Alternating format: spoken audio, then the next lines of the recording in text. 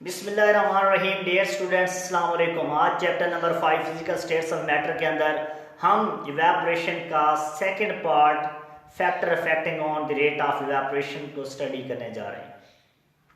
हमने बेटा कल पढ़ा था कि इवेपोरेशन क्या होता है, यानी spontaneous change of liquid into gas phase, कि जब लिक्विड्स गैस के अंदर कन्वर्ट होती है तो इस प्रोसेस को क्या नाम दिया जाता है, इवेपोरेशन का नाम दिया जाता है।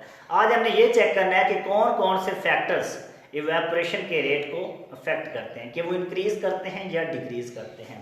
तो पहला जो फैक्टर है वो है सरफेस एरिया का।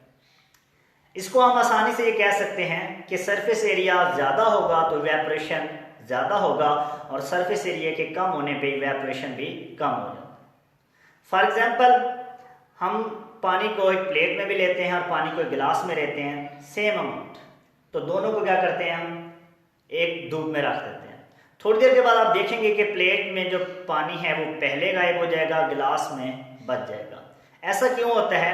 क्योंकि प्लेट में इवेपोरेशन का रेट फास्टर होता है, क्योंकि प्लेट का सरफेस एरिया ज़्यादा होता है। दूसरी एग्जांपल सरफेस एरिया की ये है कि हमारे पास गर्म चाय को जब हम सासर में ऐड करते हैं, यानी पेस्ट में डालते हैं, तो वो आसानी से ठंडी हो जाती है बजाय कप में डालने के। इसकी वजह ये होती है कि पेस्ट में या सासर में जो इवेपोरेशन का रेट होता है वो ज़्यादा होता है, क्योंकि उसका सरफेस एरिया ज़्यादा होता है।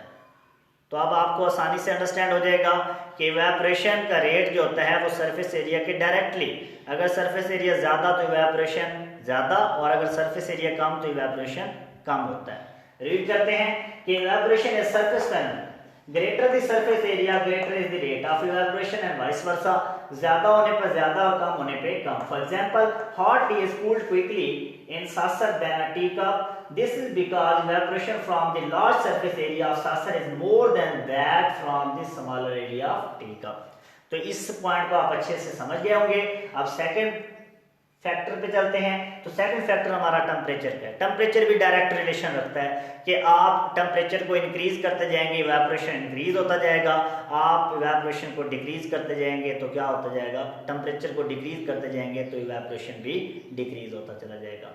फॉर एग्जाम्पल, आप अंडरस्टैंड करने की कोशिश करें कि hot water evaporate fastly then cold water, कि जो गर्म पानी होता है वो ज़्यादा इवेपोरेट होता है ठंडे पानी की निस्बत।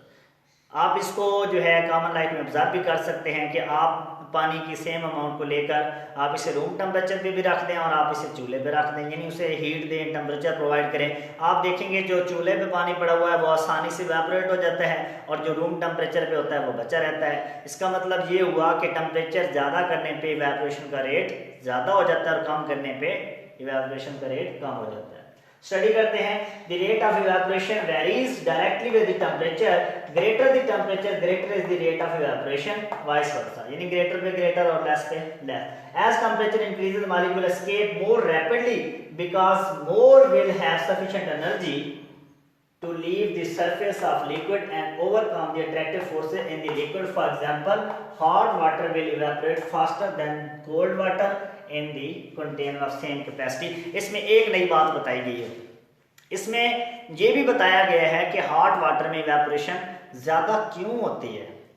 इसमें यह होता है कि हॉट वाटर में जब हम पानी को जो है वो हीट प्रोवाइड करते हैं, टेम्परेचर देते हैं, तो उसके जो मॉलिक्यूल्स होते हैं उनकी काइनेटिक एनर्जी बढ़ जाती है, और जब काइनेटिक एनर्जी बढ़ जाती है तो उसके अंदर जो अट्रैक्टिव फोर्सेस होती हैं उन पे वो ओवरकम कर जाते हैं, और ओवरकम करके वो सरफेस को आसानी से लीव कर जाते हैं। लेकिन जब कोल्ड वाटर होता है तो उसमें क्या होता है, मॉलिक्यूल की काइनेटिक एनर्जी कम हो जाती है, उनके अंदर मोशन नहीं रहती, तो वो सरफेस जो अट्रैक्टिव फोर्सेस होती हैं उनके ऊपर ओवरकम नहीं कर सकते, इस वजह से वो सरफेस को लीव नहीं कर सकते।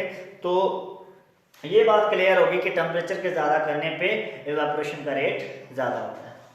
थर्ड फैक्टर आ गया इंटरमॉलिक्यूलर फोर्सेस। इंटरमॉलिक्यूलर फोर्सेस के हमने ऑलरेडी स्टडी किया हुआ है कि जो मॉलिक्यूल के दरमियान फोर्सेस एग्जिस्ट करती हैं वो क्या कहलाती हैं, इंटरमॉलिक्यूलर फोर्सेस। और ये इनवर्स रिलेशन है, अगर किसी लिक्विड की इंटरमॉलिक्यूलर फोर्सेस ज़्यादा होंगी तो उसका इवेपोरेशन कम होगा, अगर उसके अंदर इंटरमॉलिक्यूलर फोर्सेस वीक होंगी तो उसकी इवेपोरेशन का रेट ज़्यादा होगा।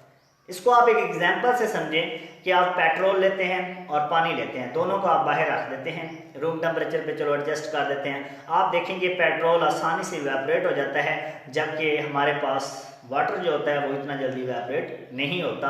ऐसा क्या होता है? ऐसा इसलिए होता है कि हमारे पास पेट्रोल के अंदर जो इंटरमॉलिक्यूलर फोर्सेस होती हैं वो बहुत ज़्यादा वीक होती हैं, और वाटर एक पोलर सॉल्वेंट है, उसके अंदर इंटरमॉलिक्यूलर फोर्सेस ज़्यादा होती हैं, इसलिए वो आसानी से इवेपोरेट नहीं होता। यहाँ बुक के अंदर जो एग्जांपल दी हुई है वो अल्कोहल की दी हुई है और वाटर की दी हुई है। अल्कोहल रैपिडली या फास्टली जो इवेपोरेट होता है, किससे? वाटर से, क्योंकि वाटर के अंदर फोर्सेस स्ट्रांग होती हैं और जो अल्कोहल होता है उसके अंदर फोर्सेस वीक होती हैं, क्योंकि उसमें जो हाइड्रोजन बॉन्डिंग तो दोनों में होती है लेकिन वाटर की ज़्यादा स्ट्रांग होती है।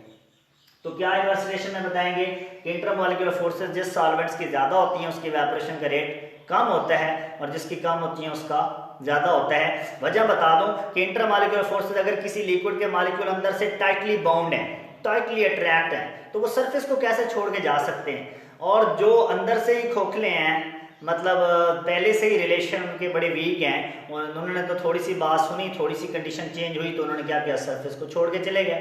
तो ये इवेपोरेशन का जो हमारे पास कंप्लीट टॉपिक हो गया। आप लोगों ने अच्छे से प्रिपेयर करना है। अगर कोई डाउट हो तो मुझसे ज़रूर पूछना है। अपनी दुआओं में याद रखना। अल्लाह हाफिज़।